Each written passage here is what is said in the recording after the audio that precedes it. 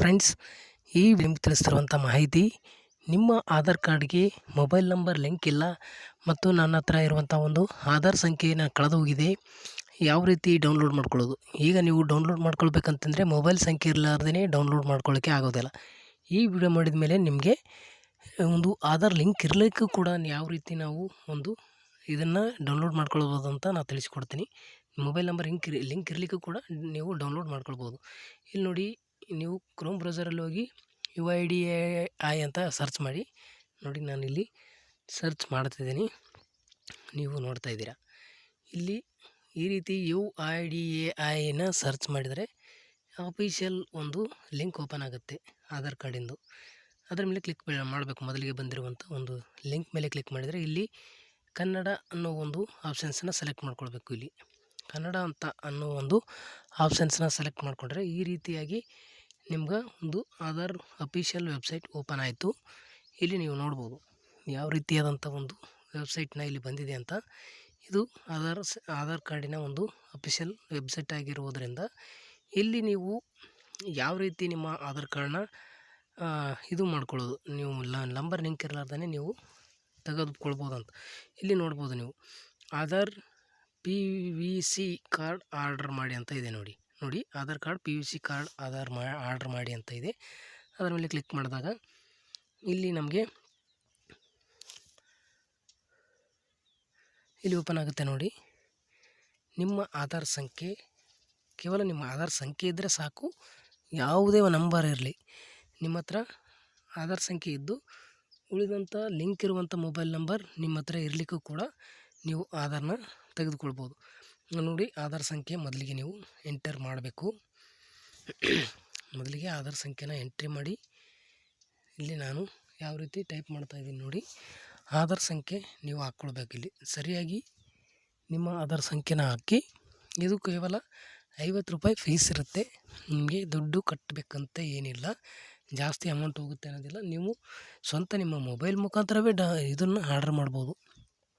ಯಾವುದೇ ನಂಬರ್ ಇರಲಿ, ಲಿಂಕ್ ಇರುವಂಥ ನಂಬರ್ ಅಂತೆಲ್ಲ, ಬೇರೆ ಯಾವುದಾದ್ರೂ.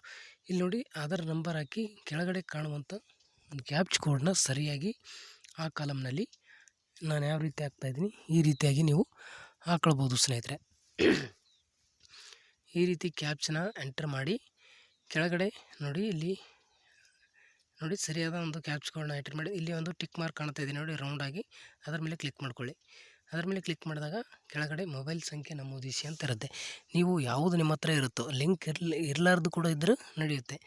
ಯಾವುದು ಲಿಂಕ್ ಇರಲ್ಲ, ಬೇರೆ ನಂಬರ್ ನಿಮ್ಮ ಹತ್ರ ಇರುವಂಥ ಯಾವುದೇ ನಂಬರ್ನ ಹಾಕಿ. ಇಲ್ಲಿ ಹಾಕಿ ಕೆಳಗಡೆ ನೋಡಿ OTP ಕಳುಹಿಸಿ ಅಂತ ಬರುತ್ತೆ. ಅದನ್ನು ಕ್ಲಿಕ್ ಮಾಡ್ಕೊಳ್ಳಿ, OTP ಕಳಿಸಿ ಅಂತ. ಅದನ್ನು ಕ್ಲಿಕ್ ಮಾಡಿದರೆ ಇಲ್ಲಿ ನೋಡಿ, OTP ಯಶಸ್ವಿಯಾಗಿ ಸೃಷ್ಟಿಸಲಾಗಿದೆ. ನೀವು ಕೊಟ್ಟಂಥ ನಂಬರ್ಗೆ OTP ಬಂದಿರುತ್ತೆ. ಆ OTPನ ನೀವು ಇಲ್ಲಿ ಕೆಳಗಡೆ ಹಾಕಬೇಕು.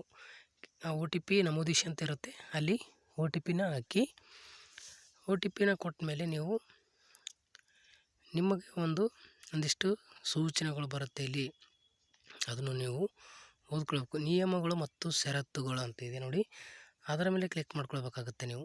ನೋಡಿ, ಇಲ್ಲಿ ನಾನು ನಿಮಗೆ ತೋರಿಸ್ತಾ ಇದ್ದೀನಿ ನಿಯಮಗಳು ಮತ್ತು ಷರತ್ತುಗಳು. ಈ ಒಂದು ಷರತ್ತುಗಳು ಕೂಡ ನೀವು ಸಂಪೂರ್ಣವಾಗಿ ಓದ್ಕೊಳ್ಬೇಕಾಗುತ್ತೆ ಸ್ನೇಹಿತರೆ.